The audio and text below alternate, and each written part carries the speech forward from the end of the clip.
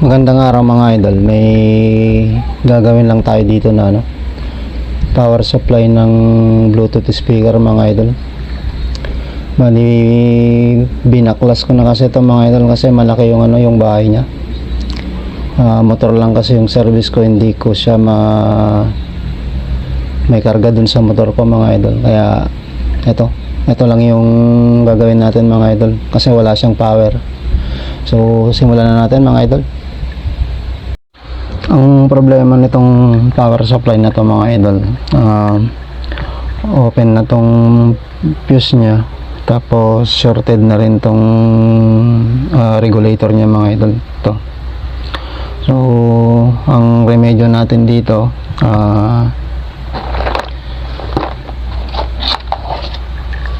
bali gagamitan natin ito mga idol, itong ang ganito, 5 wires.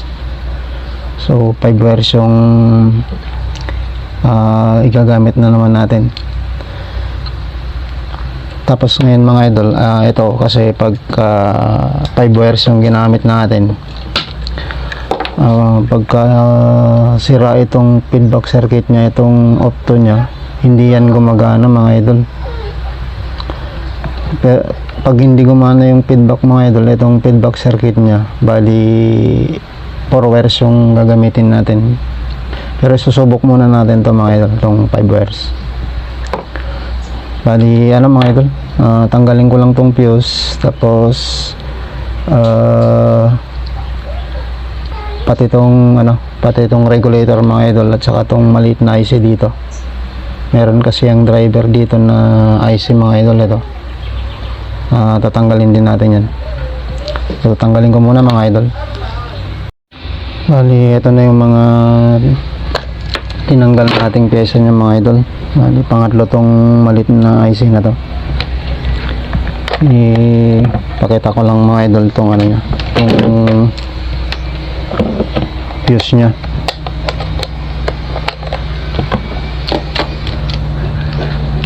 Bali ito kasi mga idol, open na kasi to. Yan, wala na siyang continuity. Tapos itong regulator niya mga idol, bali na yan, lahat ng terminal meron na siyang palo, kaya shorted na siya. Tapos ito yung ipapalit natin sa fuse mga idol. So yan.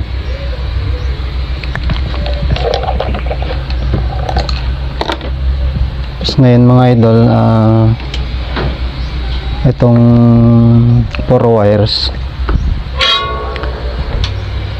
bali mga idol, itong itim dito sa negative terminal ng capacitor mga idol.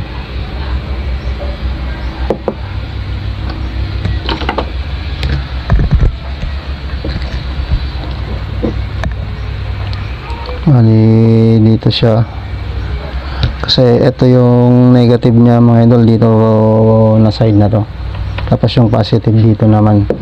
So dito yan yung positive.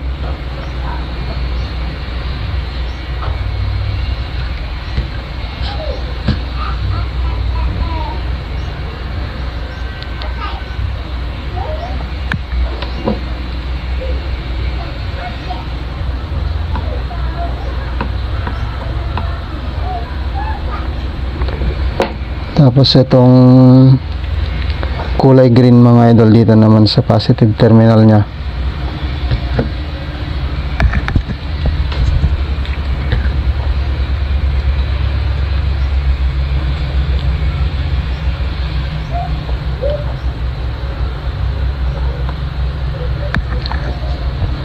Tapos itong dilaw mga idol, dito sa collector o drain ng MOSFET, o yung nasa gitna.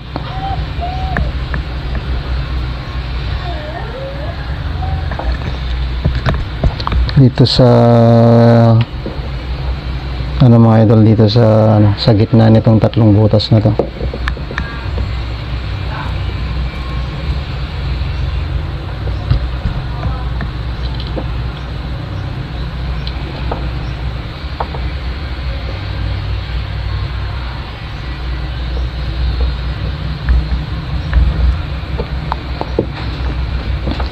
Tapos itong pula mga idol,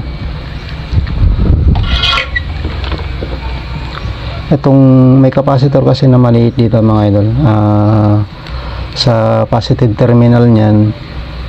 Bali yung positive terminal mga idol ito, tapos yung linya niya pumunta sa diode nito. Itong diode naman na to mga idol, ito yung negative side ng diode na to, tapos doon yung positive side. So dito yan, kung baga kahit dito or doon, kasi isa lang naman yan. So dito yan mga idol yung pula.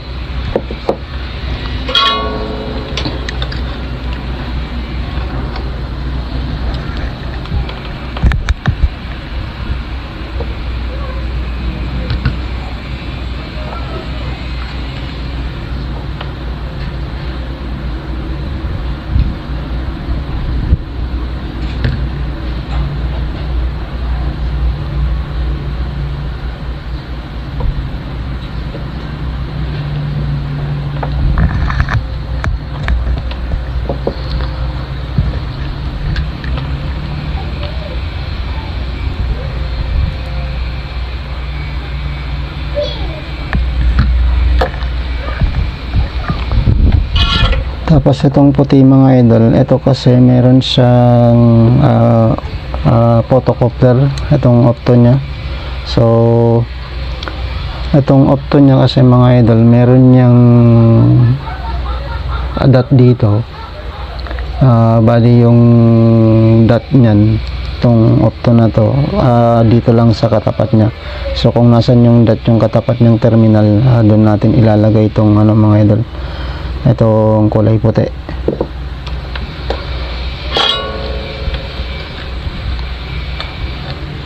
Bali dito yan.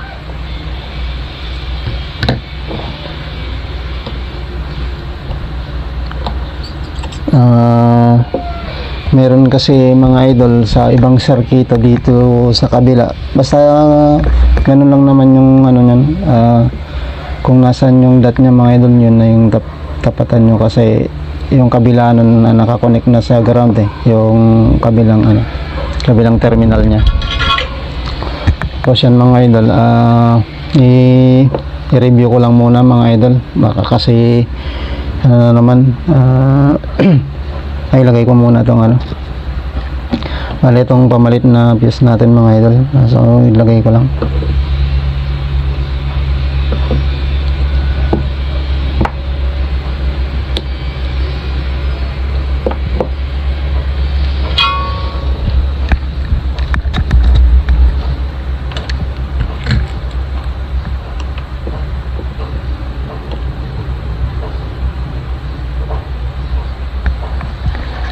So yan, tapos i-review ko lang muna mga idol,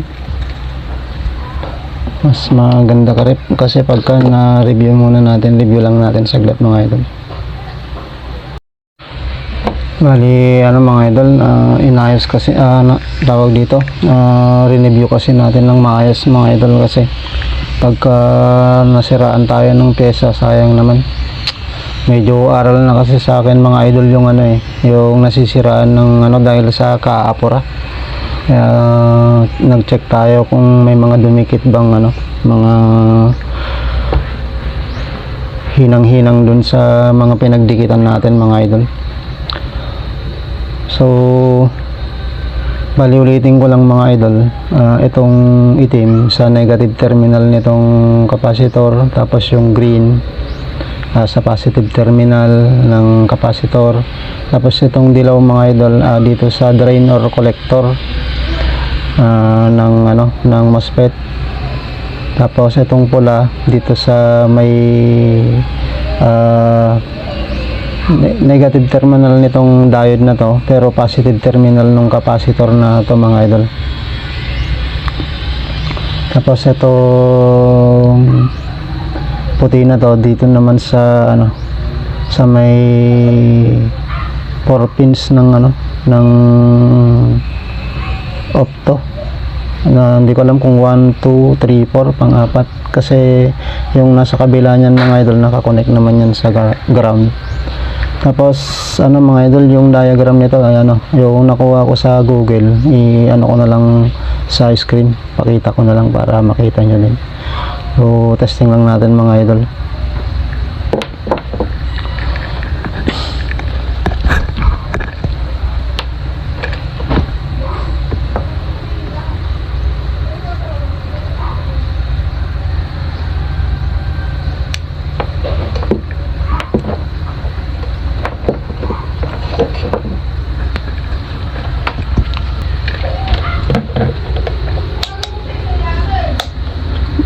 Dahil yung ano mga idol, yung output nito nasa 12 volts yan eh, o higit pa. So okay naman dyan, sa 50 na tayo.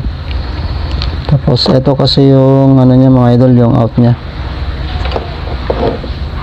So ito, hali saksak ko lang mga idol. So yan mga idol, meron na siya. Meron na siyang halos 14.5 mga idol yung output niya. Tapos ano to mga idol, kasi yung ano ko pa to, i-assemble ko pa to dun sa shop. Hindi ko kasi naiuwi yun kahapon mga idol kasi malaki.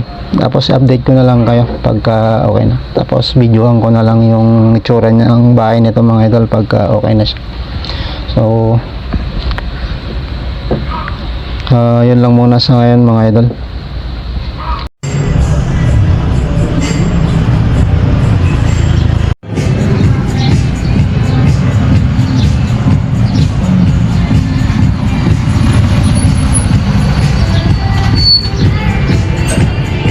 Magtuka ko lang ang sete, isang gumapili.